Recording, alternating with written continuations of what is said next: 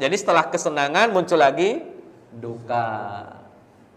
Jadi dalam sejarah Pak, banyak para nabi yang akhirnya masuk penjara. Dan nanti kesimpulannya Pak, yang namanya penghuni penjara tidak semuanya penjahat. Penghuni penjara itu tidak semuanya kriminal. Penghuni penjara itu tidak semuanya orang-orang yang jahat. Kadang-kadang yang masuk penjara orang soleh Pak. Contohnya Nabi Yusuf. Pengen aja keluar. Bilangin lagi ngomongin Nabi Yusuf. Hadirin ikhwati man rahimakumullah, itu kaidah Pak. Jadi nanti kalau orang masuk penjara belum tentu kriminal. Nanti dalam catatan sejarah Pak, banyak orang masuk penjara tapi mereka adalah orang-orang yang saleh, wallahi saleh. Imam Ibnu Taimiyah masuk penjara Pak. Imam Syafi'i masuk penjara, Imam Ahmad masuk penjara, Imam Malik masuk penjara, Imam Abu Hanifah masuk penjara, bahkan sampai meninggal dalam penjara Pak.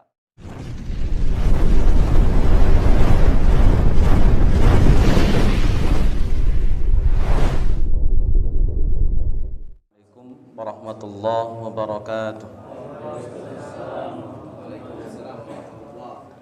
Alhamdulillah, salatu wassalamu ala Rasulillah. Asyhadu an la ilaha illallah wahdahu la syarika lah, wa asyhadu anna Muhammadan abduhu wa rasuluh allazi la nabiyya ba'dah, amma ba'd. Hadirin ikhwatu iman rahimakumullah, alhamdulillah dengan izin Allah bisa bermuajahah, bertatap muka, berinteraksi dalam haflah yang insyaallah mubarakah. Mudah-mudahan Allah azza wa jalla perkenankan kita memperoleh barakah, rahmah dan maghfirahnya insyaallah. Salawat dan salam semoga dilimpah curahkan kepada Nabiullah Muhammad sallallahu alaihi wasallam beserta para keluarga, sahabat dan segenap umat yang senantiasa itba' kepadanya ila akhiril hayah nanti, mudah-mudahan termasuk kita di dalamnya. Hadirin ikhwati iman rahimakumullah, kajian malam hari ini kita ngomongin Bani Israel ya. Jadi pembahasan Bani Israel ini pembahasan yang cukup klasik sebetulnya. Kenapa? Karena kita lagi ngomongin umat yang sudah ada sebelum Nabi Muhammad sallallahu alaihi wasallam ada. Jadi umat zaman dulu yang sampai hari ini juga masih ada. Jadi Bani Israel itu dari dua suku kata Bani dan Israel, itu dinisbatkan kepada 12 orang anaknya Nabi Ya'qub alaihi salam. 12-12-nya disebut dengan Bani Israel. Bani artinya keturunan, Israel artinya Israel, yaitu nama lain bagi Nabi Ya'qub alaihi salam. Jadi anak-anaknya Nabi Ya'qub semuanya disebut dengan Bani Israel. Dari mulai Ruben, Zebulon, Simon, Levi, Yehuda, Aser, Isakhar, Dan, Jad, Naftali, Yosef, Benyamin.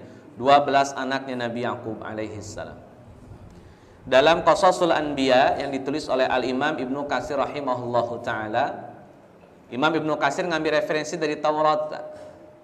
Versi Taurat, anaknya Nabi Ya'qub alaihi salam atau Israel itu ada 13. Anak ke-13-nya perempuan namanya Dina. Tapi riwayat ini Israiliyat karena sumbernya cuma dari Taurat, nggak ada sumber yang lain. Jadi Imam Ibnu Katsir ketika membuat sejarah Pak, terus ketemu dengan data yang referensinya cuman Taurat atau Injil, nggak ada referensi yang lain. Maka Imam Ibnu Katsir tetap menjadikan itu sebagai referensi, sebagai data. Hanya saja itu nanti dikategorikan sebagai Israiliyat, cerita yang Israiliyat, karena sumbernya cuman dari Taurat atau Injil. Jadi nggak ada referensi yang lain. Makanya kaitan dengan putra Nabi Ya'qub, ya pasti dominasinya tulisan-tulisan dari kalangan Bani Israel. Hadirin ikhwati man rahimakumullah, Nabi Ya'qub alaihi salam itu punya agama sebagaimana agama dari bapaknya. Bapaknya Nabi Ya'qub siapa? Nabi Ishak. Berarti Ya'qub dengan Ishak agamanya sama. Ishak alaihi salam memperoleh keyakinan beragama dari bapaknya juga. Bapaknya Nabi Ishak Ibrahim. Berarti agama Nabi Yakub, agama Nabi Ishak, agama Nabi Ibrahim sama. Kita pakai ayat di surat Ali Imran ayat ke-67. Allah Azza wa Jalla tegaskan, "Makana Ibrahimu Yahudiyyan wala Nasraniyya, walakin kana hanifan muslima wa makana minal musyrikin." Jadi Nabi Ibrahim itu bukan Yahudi, bukan Nasrani. Karena Yahudi dan Nasrani itu hadir setelah Nabi Ibrahim wafat. Hadirin ikhwati man rahimakumullah. Terus Ibrahim agamanya apa? Walakin kana hanifan muslima. Ibrahim orangnya lurus. Ini kalau sekarang maksudnya garis lurus, bukan garis bengkok. Agama garis lurus, bukan garis bengkok. Muslimah, dia seorang muslim. Di antara indikator keislamannya adalah wa makana minal, itu indikator keislaman. Jadi orang Islam pasti nggak akan musyrik. Kalau musyrik berarti bukan Islam. Hadirin ikhwati man rahimakumullah, berarti agama Ibrahim Islam, agama anaknya Nabi Ibrahim Islam, agama cucunya Nabi Ibrahim dalam kurung Yakub juga Islam. Nah, anak cicitnya Nabi Ibrahim alaihi salam yang kita kenal dengan nama Bani Israel itu pun juga agamanya itu cicitnya Nabi Ibrahim alaihi salam. Anaknya cucu kan cicit. Hadirin ikhwati man rahimakumullah, pakai data lagi Pak. Di surat Al-Baqarah surat kedua ayat 132 dan 133 Allah Azza wa Jalla menggambarkan bagaimana suasana Ibrahim alaihi salam dan Yakub alaihi salam ketika mereka memberikan wasiat kepada anak-anaknya. Wa wassa biha Ibrahimu banihi wa Yaqub. Kata Allah Azza wa Jalla ketika Ibrahim berwasiat. Wasiat itu kan biasanya disampaikan sebelum orang. Dan wasiat hukumnya wajib. Wasiat ada yang sunnah. Wasiat itu hukumnya wajib. Selama wasiat tidak bertentangan dengan syariat, hukumnya wajib diterapkan. Misalkan kata bapaknya, tong bapak punya tanah, tuh tanah jadiin masjid. Maka ahli waris wajib menjadikan tanah itu sebagai tanah yang sebelah sini jadiin pesantren. Wajib ahli waris menjadikan tanah itu sebagai, yang tanah sebelah sono jangan dijual, punya orang. Kirain jadi pesantren yang punya orang. Hadirin ikhwati iman rahimakumullah, wasiat itu biasanya disampaikan sebelum orang meninggal dunia, dan isi wasiat biasanya penting. Biasanya penting. Makanya dalam surat An-Nisa ayat 11 ayat 12, mimba diwasiatin audain, baru dibayarkan, baru ditunaikan waris. Waris itu akan dikeluarkan manakala wasiat kelar, hutang beres, baru waris dikeluarkan. Kalau kemudian hutang belum kelar, wasiat belum selesai, waris belum bisa dibagikan. Bisa jadi nggak ada waris karena habis buat hutang, habis buat wasiat. Tekor. Hadirin ikhwati man rahimakumullah, maka Nabi Ibrahim, Nabi Yakub wasiat. Kata Nabi Ibrahim, kata Nabi Yakub, dua-duanya sama wasiatnya, Pak. Innallaha astafa lakumuddin. Sesungguhnya Allah telah memilihkan bagi kalian satu agama, Pak.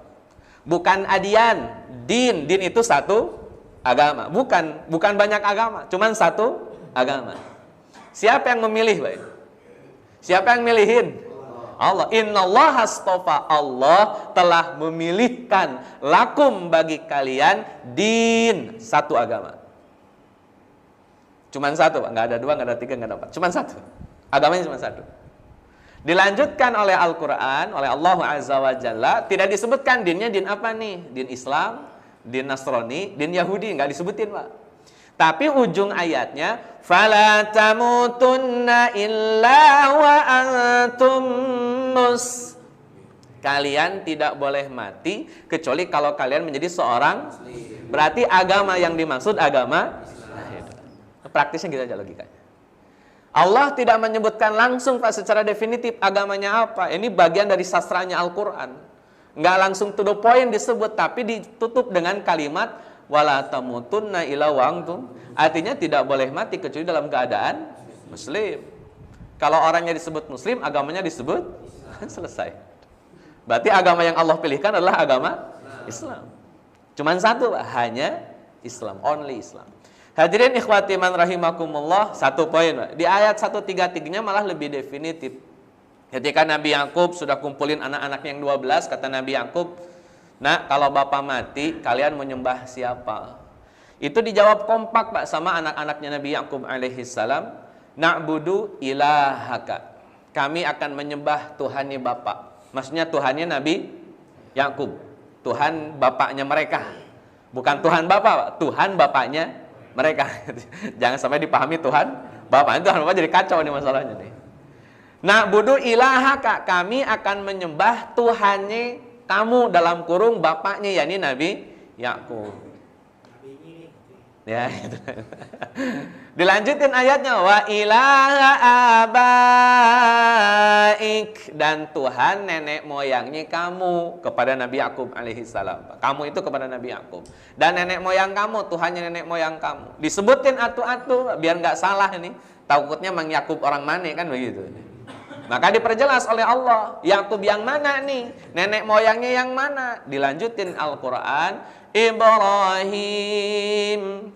Yang buyutnya namanya Ibrahim. Kakeknya namanya Ibrahim. Kemudian wa Ismail. Yang pamannya bernama Ismail. Wa Ishaq. Dan yang bapaknya bernama Ishaq. Jadi kan Yakub anaknya Ishaq, ponakannya Ismail, cucunya Ibrahim. Sebutin semuanya, Pak. Biar nggak salah orang. Ntar kalau nggak disebutin begitu, takutnya Yakub orang Tanah Abang, bahaya. Jadi harus jelasin nih. Ibrahim, Ismail, Ishak harus dijelasin nih. Ibrahim yang mana, Yakub yang mana nih? Ya, jangan sampai salah paham. Hadirin ikhwati man rahimakumullah, dilanjutin Tuhannya pun diperjelas, Pak. Tuhan bapaknya, Tuhannya Nabi Yakub siapa? Tuhannya Ibrahim, Ismail, Ishak siapa? Dilanjutin ayatnya biar nggak salah paham juga. Takutnya kan jadi Tuhan yang lain. Oleh Allah Azza wa Jalla ditegaskan ilaha wahida, satu Tuhan, Tuhan yang satu. Ditutup dengan ayat wa nahnu lahu muslimun. Dan kepadanya, kepada Allah, kepada Tuhan yang satu kami menyerahkan diri atau kami berislam. Nah, hadirin ikhwati man rahimakumullah, itu agama Bani Israel. Jadi kalau Bapak Ibu yang Allah muliakan baca Al-Qur'an ketemu ayat ya Bani Israel,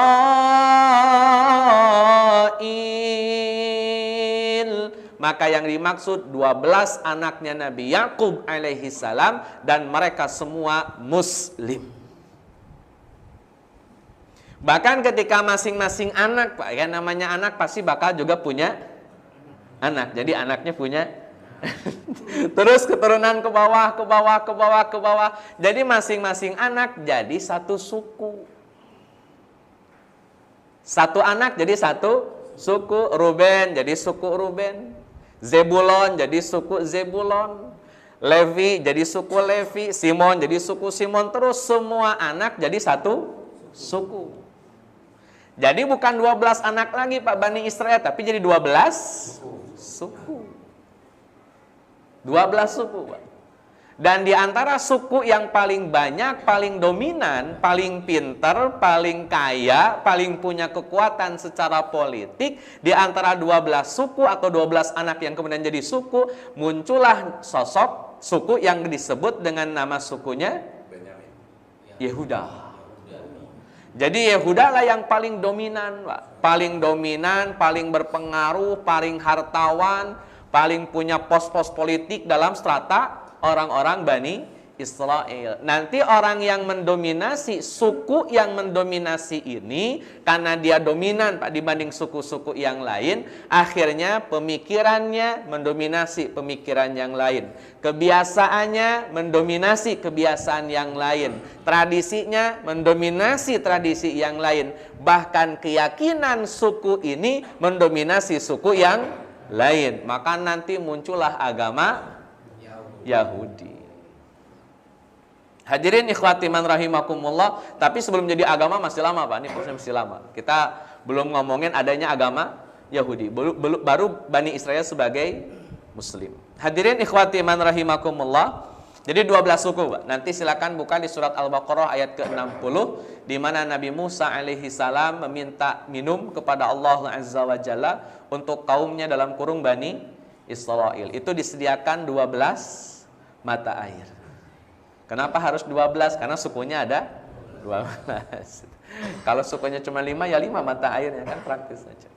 Hadirin ikhwati man rahimakumullah. Jadi Bani Israel Muslim, mereka taat kepada Allah, mereka menjadi orang-orang yang taat di hadapan bapaknya, di hadapan pamannya, di hadapan kakeknya sebagai seorang Muslim yang sebenarnya sebagaimana ayat-ayat tadi sudah dibacakan. Hadirin ikhwati man rahimakumullah, baru muncul masalah nih, Pak. Bani Israel ternyata tidak selamanya komitmen terhadap agama Islam. Kajian hari ini kita akan bahas tentang bagaimana komitmen Bani Israel pasca beberapa generasi kemudian. Satu. Yang kedua, apa yang terjadi dengan komitmen keislaman mereka. Dan yang terakhir, sanksi hukuman bagi mereka seperti apa. Bapak Ibu yang Allah muliakan, saya pribadi, Pak, ini saya pribadi. Saya cukup yakin kalau sejarah itu pasti berulang. Saya meyakini bahwa sejarah itu pasti berulang. Cuman mungkin yang berbeda adalah orangnya. Mungkin zamannya berbeda, orangnya lain, tapi cuplikan sejarahnya sama. Kalau di zaman Nabi Musa ada Fir'aun, di zaman Nabi Muhammad ada Fir'aun nggak, Pak? Siapa Fir'aunnya? Abu Jahal. Makanya kata Nabi, Fir'aunnya umat ini adalah Abu Jahal. Itu zaman Nabi Musa ada Fir'aun. Zaman Nabi Muhammad ada Fir'aun. Kira-kira zaman nanti ada Fir'aun nggak, Pak? Zaman kita ada Fir'aun nggak? Ya ada ya. Gak usah disebut ya, gak usah. Kayaknya lagi ngomongin Nabi Musa punya Fir'aun, Nabi Muhammad punya Fir'aun. Kemungkinan besar umat akhir zaman pun punya Fir'aun. Itulah ya. Bagi yang Fir'aun ya mohon maaf ya. Kalau yang nyadar ya mohon maaf gitu. Hadirin ikhwati man rahimakumullah, ini kaidah, Pak. Sejarah itu pasti berulang. Suka tidak suka pasti berulang. Mungkin zamannya beda, ya. Mungkin orangnya lain, iya. Tapi cuplikan sejarahnya sama. Kalau dulu Fir'aun punya barisan, punya pasukan, punya kelompok, punya komunitas, Musa juga punya. Itu kaidah. Nabi Muhammad punya pasukan, punya kelompok, punya orang-orang yang loyal kepada Nabi Muhammad. Musuh Nabi Muhammad pun punya. Tidak sedikit orang yang loyal sama Abu Jahal. Tidak sedikit orang yang loyal sama Abu Lahab. Tetap dua-duanya ada. Makanya ini kaidah yang bagi saya pribadi ini sebuah keniscayaan. Suka nggak suka, sejarah pasti berulang. Tinggal nanti masalahnya gini, Pak. Ini sederhana sekali lagi, Pak. Masalahnya tinggal ketika sejarah kembali berulang, kira-kira kita, Pak, mau ada di barisan mana? Itu aja. Itu aja. Sederhana, Pak. Ketika sejarah pasti berulang, Musa punya Fir'aun, Nabi punya Fir'aun, setiap Nabi punya musuh. Tinggal kita tanya saja sama diri kita masing-masing, kira-kira kita posisinya di mana nih, Pak? Itu aja. Ya syukur-syukur kan, syukur-syukur ya. Tidak mendukung yang bukan yang Fir'aun gitu. Hadirin ikhwati iman rahimakumullah, saya lanjutkan, Pak. Bani Israel akhirnya mengalami 5 fase yang paling penting, Pak, dalam kehidupan mereka. 5 fase, tapi yang saya bahas mungkin 3 fase atau 4 fase, Pak. Kalau memungkinkan waktunya 4 fase, tapi kalau tidak 3 fase saja. Fase yang pertama itu fase di zaman Nabi Yakub, di zaman Nabi Yusuf alaihi salam. Ini fase yang pertama, perintisan, Pak, sebagai sebuah bangsa. Bani Israel merintis sebagai sebuah bangsa. Kemudian fase yang kedua adalah fase di zaman Nabi Musa alaihi salam. Ini proses pengembangan Bani Israel. Sampai Bani Israel di zaman Nabi Musa mengalami yang namanya hijrah. Dari Mesir menuju Yerusalem. Kemudian yang ketiga di zaman Nabi Sulaiman. Ini zaman penuh dengan kehormatan, kemuliaan. Ini puncak kejayaannya Bani Israel di zaman Nabi Sulaiman alaihi salam. Kata Ibnu Khaldun, Pak, kalau sudah sampai di puncak kejayaan, biasanya umat itu akan mengalami kemunduran. Itu Ibnu Khaldun dalam kitab Muqaddimahnya, bahwa orang atau zaman atau umat yang sudah sampai pada puncak kejayaannya, dia akan sampai pada titik kemundurannya. Bani Israel di zaman Nabi Sulaiman, Pak, nggak ada lawan, Pak, nggak ada lawan. Takut di zaman Nabi Sulaiman semua bangsa selain Bani Israel, semuanya takutan sama Bani Israel, Pak. Tapi ya tadi kaidahnya, kalau sudah puncak kejayaan diraih, maka ya siap-siap harus mengalami fase kemunduran. Itu di zaman Nabi Yeremia, atau dalam versi Injil Nabi Armia. Versi Injil namanya Yeremia, dalam versi Arab namanya Armia. Dan yang kelima di zaman Nabi Isa alaihi salam. Ini agak panjang. Nah, hadirin ikhwati man rahimakumullah, saya ringkas pembahasannya.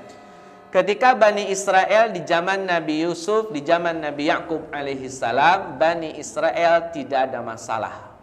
Mereka komitmen dengan tauhid, komitmen dengan la ilaha illallah. Cuman bukan berarti Bani Israel tidak punya pelanggaran. Tetap ada pelanggarannya. Cuman pelanggarannya tidak sampai membuat Bani Israel menjadi musyrik. Tapi tetap ada pelanggaran. Hanya pelanggarannya tidak sampai menjadikan Bani Israel sebagai musyrik. Apa pelanggaran Bani Israel saat itu? Hadirin ikhwati man rahimakumullah, pelanggaran yang paling utama dan ini berdampak pada kecintaan Yakub alaihi salam adalah pelanggaran punya penyakit dengki. Bani Israel punya penyakit dengki, dengkinya akut, sudah mendarah daging. Hadirin ikhwati man rahimakumullah, tahu dari mana Bani Israel dengki? Silakan dibuka di surat Yusuf, surat ke-12 ayat ke-8. Orang-orang Bani Israel, kan Bani Israel 12. Ambil 2 orang, Pak, Yusuf dan Benyamin. Berarti sisa 10. Nah, yang 10 orang ini yang dengki. Yang didengkiin adalah Yusuf dan Benyamin. Jadi yang 10 orang dengki, yang 2 orang menjadi objek yang didengki. Saya perlu tegaskan dulu, Pak. Mereka sebapak. Darah Yusuf, darah Yehuda, darah Simon, darah Levi sama. Dari sumber yang sama. Bapaknya dari Nabi Yakub alaihi salam. Sudah punya penyakit dengki. Di surat Yusuf ayat ke-8 kata 10 orang saudara Yusuf, qalu la Yusufu wa akhuhu ahabbu ila abina minna. Kata mereka, Pak, Yusuf sama saudaranya lebih bapak kita cintai dibanding kita semuanya. Ini gara-gara kalah pamor. Nabi Yusuf alaihi salam lebih pamor, lebih populer, lebih dicintai dibanding 10 saudaranya yang lain. Gara-gara kalah pamor. Hadirin ikhwati man rahimakumullah, apa kemudian yang dilakukan oleh Bani Israel yang 10 orang ini? Ayat 9-nya, Pak. Uqtulu Yusuf. Dia bunuh aja Yusufnya. Ini kelakuan Bani Israel, Pak. Gara-gara kalah saing, kalah cinta, kalah populer dibanding Yusuf alaihi salam, alih-alih mereka belajar kepada Yusuf gimana caranya supaya dicintai oleh ayahanda mereka, Nabi Yakub alaihi salam. Yang ada malah mereka mau membunuh Yusuf. Bahkan kalau nggak berani dibunuh, awit rohuhu, ya udah buang aja dah.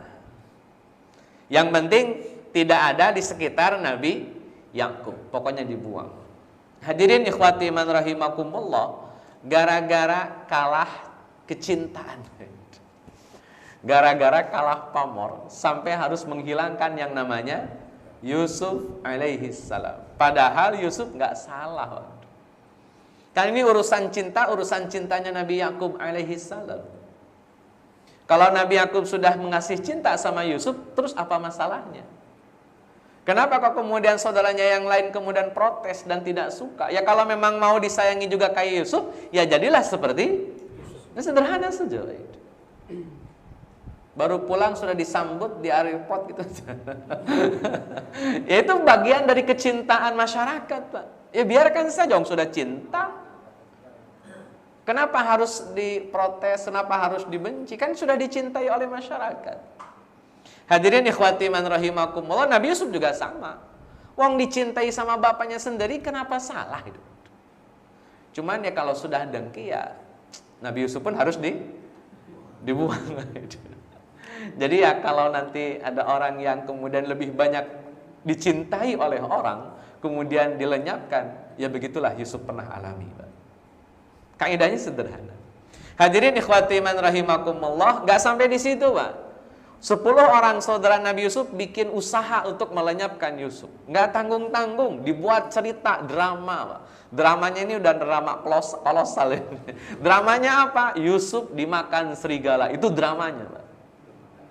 Cuman saya perlu tegaskan, Pak, ini perlu tegaskan. Hadirin ikhwati man rahimakumullah, bahwa setiap kejahatan apapun bentuknya pasti tidak akan sempurna, Pak.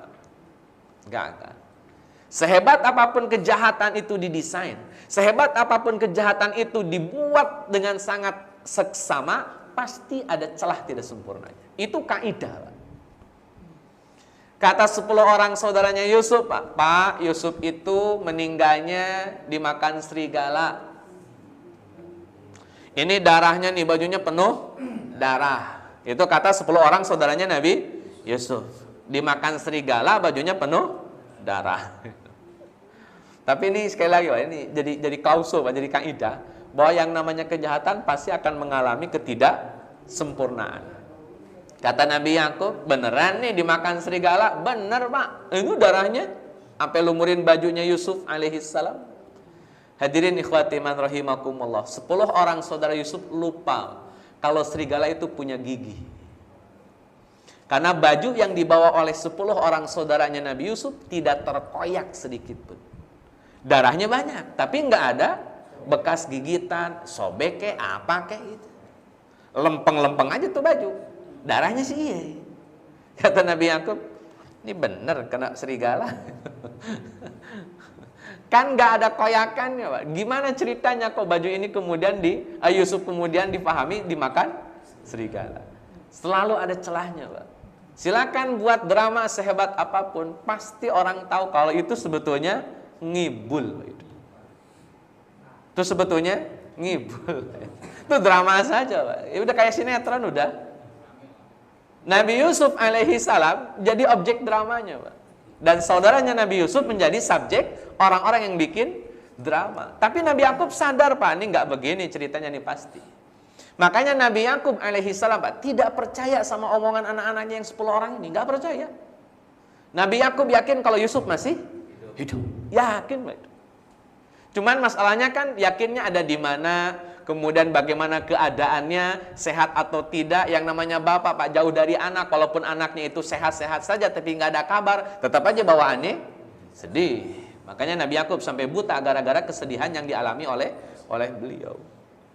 Nah, hadirin ikhwati man rahimakumullah, jadi kaidah, Pak. Setiap kejahatan di bumi manapun, jika itu dilakukan dengan sangat baik rencananya, yakinlah wa makaru wa makarallah wallahu khairul makirin.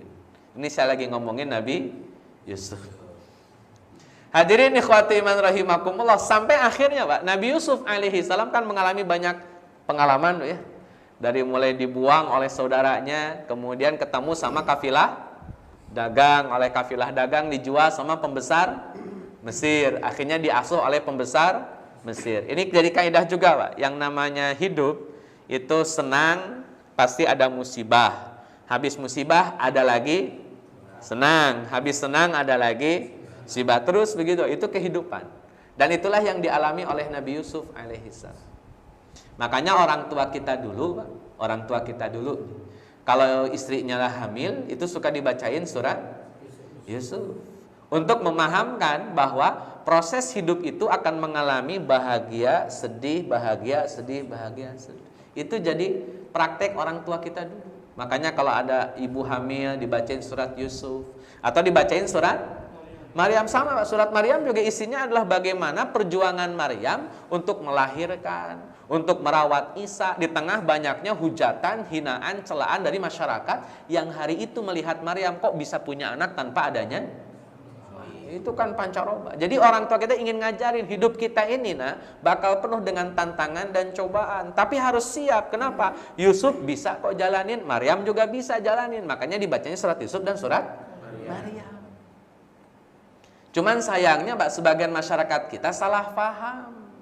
Baca surat Yusuf tujuannya biar ganteng kayak Nabi Yusuf. Baca Maryam biar cakep kayak Siti Maryam. Ini udah bener prakteknya Pak, tapi jadi salah niat begini. Padahal Pak, urusan ganteng, urusan cantik ya tergantung ibu bapaknya Pak. Lah iya. Masa tergantung siapa? Ya tergantung ibu bapaknya. Ibu bapaknya begini, ibunya begitu ya begitu anaknya Pak. Nah kalau bapak biasa, ibunya biasa, anaknya ganteng, lah itu anak siapa? Nah ini misal, walaupun bisa jadi mirip kakeknya ya, bisa jadi mirip kakeknya. Hadirin ikhwati man rahimakumullah. Jadi itu praktek ulama kita zaman dahulu, orang tua kita udah bener Pak itu. Bacain surat Yusuf, bacain surat Maryam. Karena memang hidup penuh dengan cobaan dan kita diajarkan supaya struggle Pak, supaya strength melawan cobaan yang Allah berikan. Senangnya, dukanya itu kan digambarkan oleh Nabi Yusuf alaihi salam. Sampai Pak, ketika sudah dibuang, Nabi Yusuf diadopsi oleh pembesar Mesir. Dibuang itu kesedihan. Diadopsi oleh orang Mesir itu kemuliaan. Sampai dikasih pakaian mewah, kan gitu kata pembesar Mesir ini. Ini kita ambil aja, kita jadikan sebagai anak kita. Kita kasih pakaian yang bagus. Itu pembesar Mesir Pak kepada Nabi Yusuf. Cuman sayang Pak, ketika sudah ada di rumah pembesar Mesir ini, Nabi Yusuf makin dewasa, kelihatan gantengnya Pak. Akhirnya menimbulkan fitnah. Sehingga Nabi Yusuf harus masuk penjara. Jadi setelah kesenangan muncul lagi duka. Jadi dalam sejarah Pak, banyak para nabi yang akhirnya masuk penjara. Dan nanti kesimpulannya Pak, yang namanya penghuni penjara tidak semuanya penjahat. Penghuni penjara itu tidak semuanya kriminal. Penghuni penjara itu tidak semuanya orang-orang yang jahat. Kadang-kadang yang masuk penjara orang soleh Pak. Contohnya Nabi Yusuf. Pengen aja keluar. Bilangin lagi ngomongin Nabi Yusuf. Hadirin ikhwati man rahimakumullah, itu kaidah Pak. Jadi nanti kalau orang masuk penjara belum tentu kriminal. Nanti dalam catatan sejarah Pak, banyak orang masuk penjara tapi mereka adalah orang-orang yang saleh, wallahi saleh. Imam Ibnu Taimiyah masuk penjara Pak. Imam Syafi'i masuk penjara, Imam Ahmad masuk penjara, Imam Malik masuk penjara, Imam Abu Hanifah masuk penjara, bahkan sampai meninggal dalam penjara Pak. Konteks Indonesia, Pak Nasir, Hamka, banyak orang-orang soleh yang masuk penjara. Sampai kata Imam Ibnu Taimiyah rahimahullahu ta'ala, kata Imam Ibnu Taimiyah, penjara itu ibarat tahallusnya saya. Tasawufnya saya itu dalam kurung di penjara. Itu Masya Allah. Jadi kita doakan mudah-mudahan orang-orang soleh yang di penjara sama seperti yang tadi disebutkan. Amin. Punya komitmen keislaman dan punya perjuangan yang baik untuk Islam. Allah a'lam. Termasuk hadirin ikhwati man rahimakumullah. Baik, itu satu poin. Yang kedua Pak, setelah yaitu peristiwa Nabi Yusuf, mereka tidak musyrik Pak, tapi mereka buat pelanggaran. Jadi mereka tetap muslim. Karena kedengkian itu bisa nimpa juga orang Islam. Hati-hati Pak, dengki itu nggak kenal orang Pak, nggak kenal agama. Siapapun dia, bisa jadi muslim sama muslim saling dengki. Makanya kata Nabi sallallahu alaihi wasallam, "Iyyakum wal hasada, fa innal hasada ya'kulul hasanat kama ta'kulun narul hataba." Kata Nabi Allah Muhammad sallallahu alaihi wasallam, hati-hati dengan dengki. Kenapa? Dengki itu bisa menghabisi yang namanya kebaikan. Habis Pak baikannya itu. Seperti api memakan kayu bakar. Kan sayang itu. Udah sholat, udah puasa, udah haji, udah umroh, udah sodakoh, udah zakat, ternyata hatinya dengki. Dan kalau ditarik ke atas, sebelumnya ada orang yang dengki juga di keturunan Nabi Adam. Ada. Siapa namanya Pak? Qabil dan Habil. Dengki juga. Sebelum Nabi Adam alaihi salam turun ke bumi juga ada makhluk yang sudah dengki. Namanya Iblis. Maka yang namanya dengki penyakit sampai akhir zaman Pak. Jika dulu ada iblis Di zaman Nabi Adam ada anaknya Qabil. Di zaman Nabi Yakub, zaman Nabi Yusuf ada 10 orang saudaranya Nabi Yusuf yang dengki. Terus ke bawah, Pak. Di zaman Nabi Muhammad ada Abu Jahal yang dengki. Karena Abu Jahal itu diantara yang nolak agama Islam gara-gara kedengkian, Pak. Kata Abu Jahal, Bani Hashim ngasih makan jemaah haji, Bani Mahzum ngasih makan juga. Bani Hashim terlibat dalam Darun Nadwa, Bani Mahzum juga terlibat. Bani Hashim terpandang, Bani Mahzum terpandang. Bani Hashim tokoh-tokohnya ada yang banyak berpengaruh, Bani Mahzum juga ada yang berpengaruh. Tapi giliran Bani Hashim punya nabi, Bani Mahzum gak punya nabi. Itu alasannya Abu Jahal kenapa nolak agama Islam. Dengki. Jika nabi-nabi punya dengki, ya termasuk di akhir zaman juga ada orang yang dengki gitu ya. Allahu a'lam. Nah, hadirin ikhwati man rahimakumullah, itu yang poin pertama. Fase yang kedua itu fase Nabi Musa alaihi salam. Saya perlu kasih gambaran. Itu ada 2 fase. Fase pertama sebelum hijrah ke Yerusalem, fase kedua sesudah hijrah ke Yerusalem.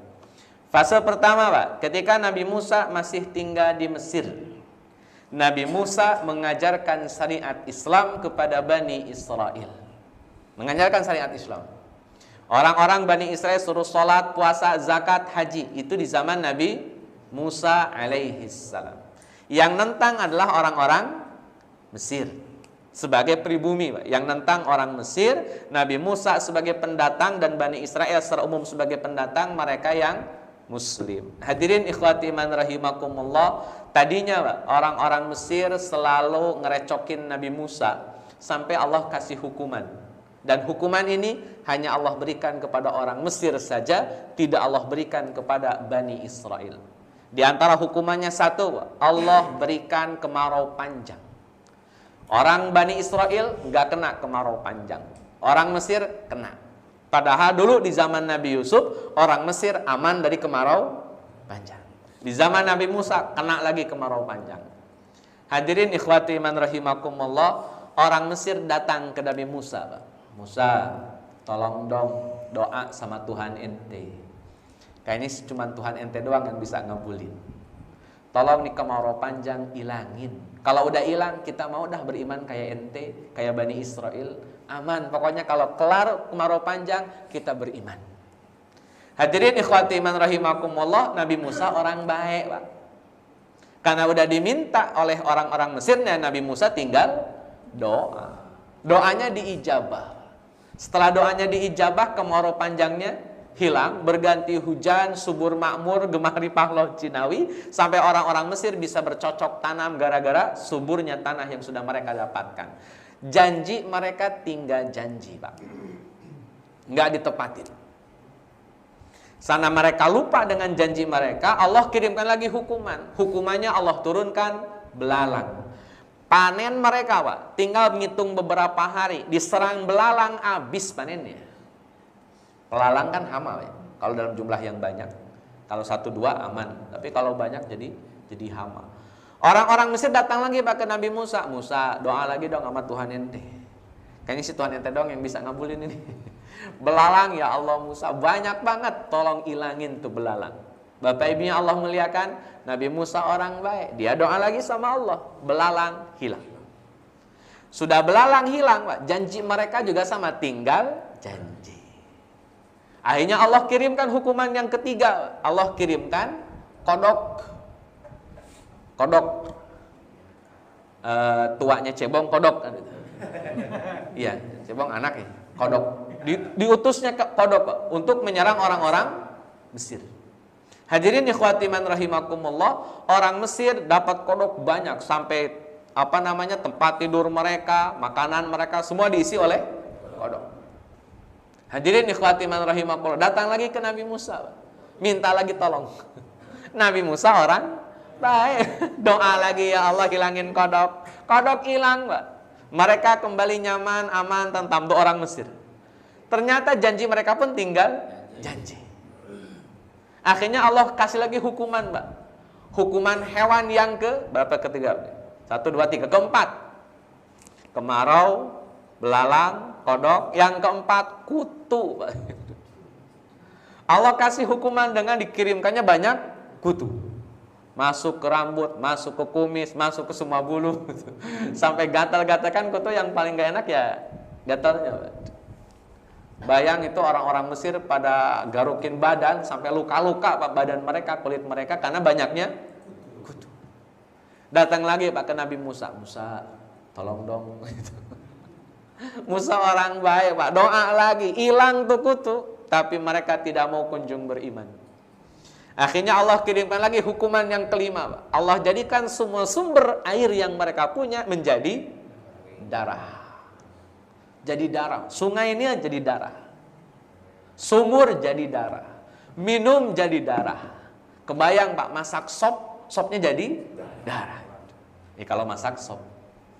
Hadirin ikhwati man rahimakumullah, mereka kembali datang ke Nabi Musa dan minta tolong. Tolong dong Musa. Doa lagi sama Allah, sama Tuhan ente. Kita iman dah habis ini. Hadirin ikhwati man rahimakumullah, hati-hatilah dengan orang yang suka banyak berjanji. Kadang-kadang mereka lupa dengan janji mereka. Sayangnya orang Indonesia pelupa juga. Jadi cocoklah sudah. Yang satu lupa janji, yang satu lupa kesalahan, sudah selesai.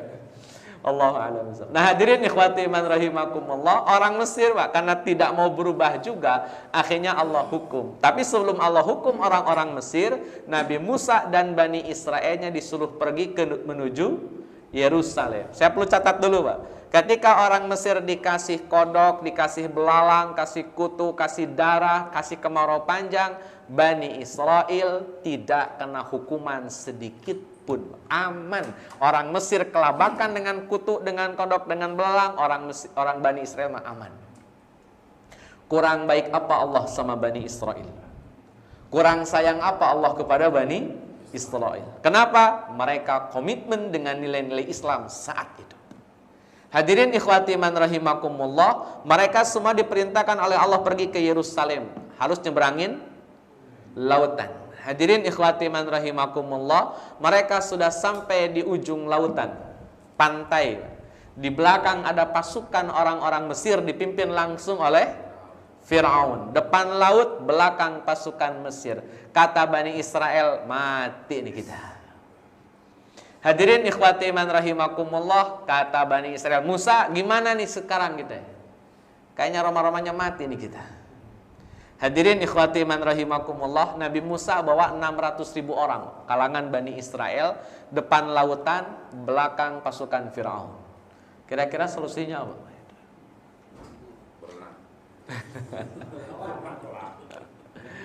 Ini jadi kaidah Pak, jadi kaidah. Saya perlu sampaikan Pak. Di saat aktivitas usaha dan ikhtiar mentok Pak, pasti pertolongan itu ada. Itu kaidah. Kalau sudah usaha mentok, ikhtiar begini, ikhtiar begitu, udah mentok Pak, nggak ada pintu yang namanya pintu keluar, nggak ada yang namanya usaha yang berhasil, mentok sudah semuanya. Maka pertolongan Allah dekat. Sudah dekat. Kalau semuanya sudah mentok. Depan laut, belakang pasukan Fir'aun. Otak Bani Israel mati nih. Nyebrang laut mati, tenggelam, diem juga mati, dibantai, mati udah. Sudah mentok Pak. Tapi Nabi Musa alaihi salam sebagai seorang nabi tetap optimis. Kenapa? Pasti ada pertolongan Allah. Pasti ada pertolongan Allah. Ternyata betul Pak, turun pertolongan Allah Azza wa Jalla. Firman Allah Azza wa Jalla kepada Nabi Musa, kata Allah, pukul tuh laut Musa, pukul. Diambil tongkat, dipukul laut. Lautnya belah. Ada angin kenceng Pak, dasar lautnya yang ada batu, ada karang, ada macam-macam, semuanya dihempas oleh angin, hilang tuh yang namanya hal-hal yang bisa membuat jalanan kagak nyaman. Batu semuanya hilang. Jadi betul-betul jalanannya lapang, bersih, nggak ada halangan, nggak ada kendala, nggak ada polisi tidur sama sekali itu. Lempeng udah kayak jalan tol Pak. Silakan buka dalam kitab Qasasul Anbiya. Hadirin ikhwati man rahimakumullah, Bani Israel jalan nyaman Pak itu. Kebayang yang tadinya pesimis, wah mati nih mati. Ternyata laut belah, jalanan lancar, nyaman, mereka jalan. 600.000 orang berhasil menyeberangin lautan, namanya Laut Merah. Hadirin ikhwati man rahimakumullah, Fir'aun masuk, Pak. Kemudian pasukan Fir'aun juga masuk ke jalan yang kemudian dilalui oleh Bani Israel. Cuman beda nasib. Kalau Bani Israel selamat, aman, Fir'aun ternyata ditenggelamkan oleh Allah Azza wa Jalla. Habis mati itu Fir'aun. Ini pertolongan Allah. Kan kita nggak kepikiran, nih kira-kira Fir'aun matinya dibunuh Musa, gimana caranya? Nggak harus dibunuh Musa, Pak. Nggak ada ceritanya Musa harus bunuh Fir'aun. Toh Fir'aunnya mati sendiri. Nggak harus dibunuh. Toh mati, Pak. Bagaimana cara matinya? Allah yang punya urusan. Itu Fir'aun. Padahal kan kalau mau heroik, mau gagah itu keren itu. Musa harusnya berantem sama, oh itu kan keren. Jadinya ceritanya, dramanya keren. Ternyata enggak, Pak. Fir'aun itu enggak dibunuh oleh Musa alaihi salam. Enggak dipukul, enggak ditoel pakai tongkat, enggak digampar, enggak, Pak. Beda dengan orang Mesir yang sebelum Nabi Musa pergi ke Madian, kan itu ditonjok langsung mati. Fir'aun enggak pernah ditonjok sama Musa, Pak. Cuman diomongin pun dengan cara yang sangat lembut. Itu Nabi Musa dakwahin Fir'aun pakai bahasa yang lembut, qaulan layyin. Hadirin ikhwati man rahimakumullah, tapi Allah punya urusan dengan Fir'aun.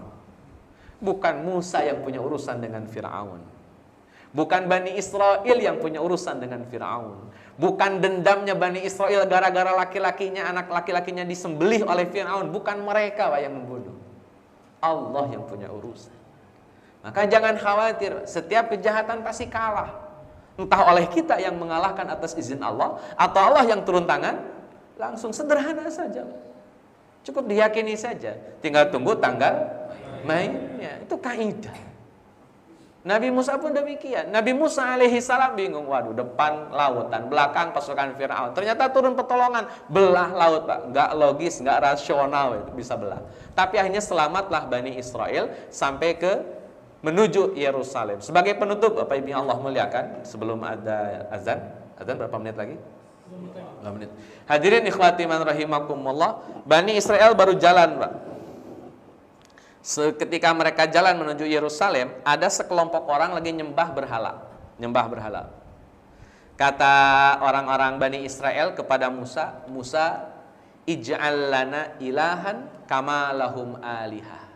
Bani Israel baru diselamatin sama Allah, baru dibebaskan oleh Allah dari kejaran Fir'aun. Mereka baru betul-betul diselamatkan oleh Allah gara-gara lihat ada orang nyembah pohon. Mereka minta kepada Nabi Musa, tolong dong bikinin Tuhan kayak mereka punya Tuhan. Baru diselamatin sama Allah, Pak, sudah minta Tuhan selain Allah. Kalau Bapak jadi Nabi Musa, kira-kira tuh orang mau diapain? Ini baru diselamatin, Pak. Ketika tinggal di Mesir, nggak kena azab sedikit pun. Ketika lewatin lautan, aman, selamat, gak ada masalah ketika nyebrang lautan.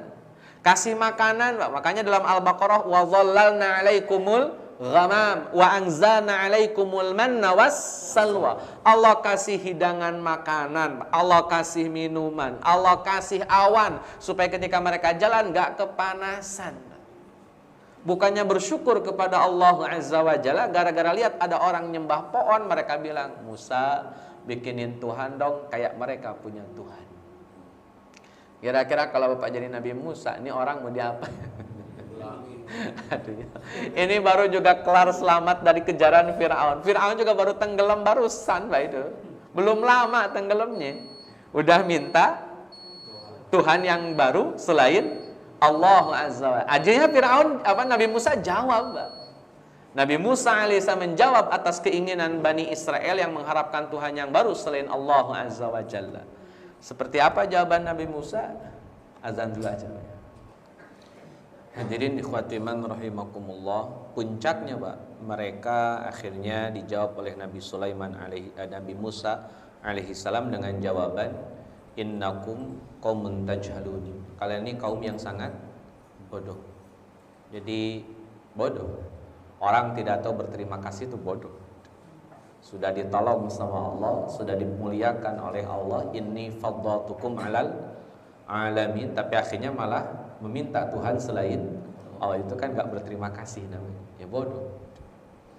Hadirin ikhwati iman rahimakumullah, puncaknya mereka akhirnya nyembah patung anak sapi. Dari 600.000 orang Bani Israel yang diselamatkan oleh Allah bersama Nabi Musa alaihi salam, 3.000 orang nyembah anak sapi. 3.000. Dan akhirnya mereka harus tobat, dan cara tobat di zaman Nabi Musa adalah harus mati. Tobatnya harus mati. Nggak ada cara tobat yang lain kecuali harus mati. Maka yang 3.000 orang ini mati nanti. Hadirin ikhwati man rahimakumullah, zaman Nabi Sulaiman tidak saya bahas karena waktu sudah mepet.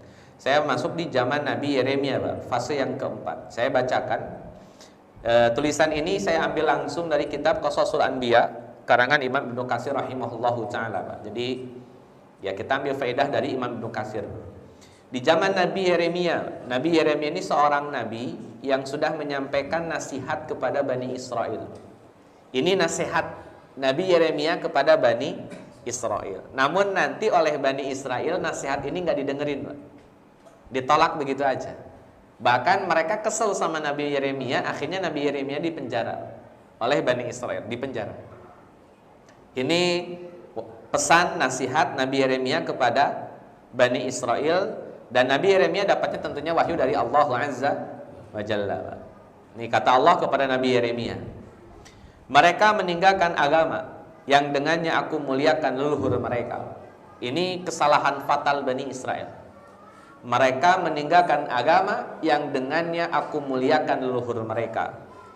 Rahib-rahib mereka mengeksploitasi hamba-hambaku, kata Allah, menjadikan diri-diri mereka sebagai penggantiku, hingga hamba-hambaku meninggalkan perintah-perintahku dan melanggar larangan-laranganku. Ulama-ulama Bani Israel itu akhirnya menjadikan aturan-aturan mereka melawan aturan-aturan Allah. Bukannya umat mengikuti aturan Allah, malah mengikuti aturan ulamanya Bani Israel. Para raja telah melupakan aku, kata Allah. Mereka melemahkan para rasulku, membuang kitab suciku, menolak ajaranku. Itu perlakuan para raja di zaman Bani Israel. Menolak ajaran Allah, memusuhi para nabi, menjauhkan kitab suci, itu pekerjaan para raja di zaman Bani Israel. Kemudian para penghafal kitab suciku, mereka menjadi budak-budak para raja yang diatur oleh raja. Tidak lagi menyampaikan kebenaran, tidak lagi mau menyampaikan al-haq itu hak, batil adalah batil. Mereka jadi budak-budak para raja dan berpaling dari syariat ajaranku. Anak-anak nabi, kayak anaknya Nabi Harun, Nabi Daud, Nabi Sulaiman, itu kan anak-anaknya mereka itu kan punya posisi lah. Kalau dalam bahasa kita ada istilah Gus misalkan gitu. Itu kan anak-anak kiai yang memang harus dihormati kan begitu. Nah ini pun sama, anak-anak para nabi juga mereka dihormati di zaman Bani Israel. Namun sayang, kata Allah Azza wa Jalla, dan anak-anak para nabi mereka mengharapkan pertolonganku seperti yang pernah aku berikan kepada leluhur mereka, tapi amalan mereka, keyakinan mereka tidak sama dengan leluhur mereka. Agak susah. Leluhurnya mereka, keturunannya para nabi ini, nenek moyang mereka kan nabi. Allah berikan pertolongan kepada nenek moyang mereka. Nah, anak-anak para nabi ini pun ingin dapat pertolongan yang sama, tapi amalan dan keyakinannya beda, susah. Kemudian kata Allah Azza wa Jalla, sungguh aku bersumpah dengan kemuliaanku, kata Allah, aku akan timpakan fitnah kepada mereka yang membuat orang-orang yang sabar habis kesabarannya, membuat orang-orang yang ahli hikmah habis ilmunya, dan akan kukuasakan di atas mereka seorang raja yang kejam, yang tidak punya belas kasihan. Nanti Bani Israel dijajah oleh Raja Nebukadnezar, itu raja dari Babilonia. Sepertiga Bani Israel dibantai, dibantai, dibunuh, disembelih, sampai darah itu mengenang sampai lutut. Kemudian sepertiganya lagi dibawa ke Babilonia sebagai budak, hamba sahaya. Sepertiganya. Dan sepertiga sisanya itu adalah perempuan, anak-anak, dan orang tua. Yang hidup segan mati tak mau. Sepertiga dibantai, sepertiga dibawa jadi hamba sahaya, sepertiga lagi dibiarkan hidup. Nah, dari sisa-sisa yang hidup, Pak, diantaranya hijrah ke Madinah. Nanti di Madinah ada yang namanya Yahudi Madinah. Itu pindahan dari Yerusalem ketika mereka dijajah oleh Raja Nebukadnezar, atau dalam bahasa Imam Ibnu Katsir Buhtanassar. Raja kejam itu memiliki banyak pasukan. Mereka akan meruntuhkan semua bangunan rata dengan tanah. Mereka membinasakan semua orang yang mereka temui. Siapapun yang mereka temui dibantai. Rumah-rumah ibadahku akan aku kosongkan. Kulenyapkan pelajaran tentang kitab-kitabku, karena ibadah mereka karena mengharapkan dunia saja. Sungguh akan aku hinakan kerajaan mereka yang dulu mulia.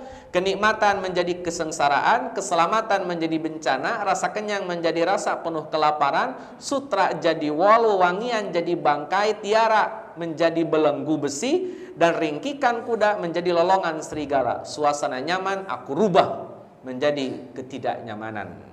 Akan kuubah gelang-gelang wanita menjadi belenggu besi. Dan kata Allah Azza wa Jalla kepada Nabi Yeremia, aku hanya memuliakan orang-orang yang memuliakan syariatku, dan akan kuhinakan orang-orang yang menghina syariatku. Itu kalimat Allah kepada Nabi Yeremia. Bani Israel dengar, Pak, tapi mereka gak mau terima.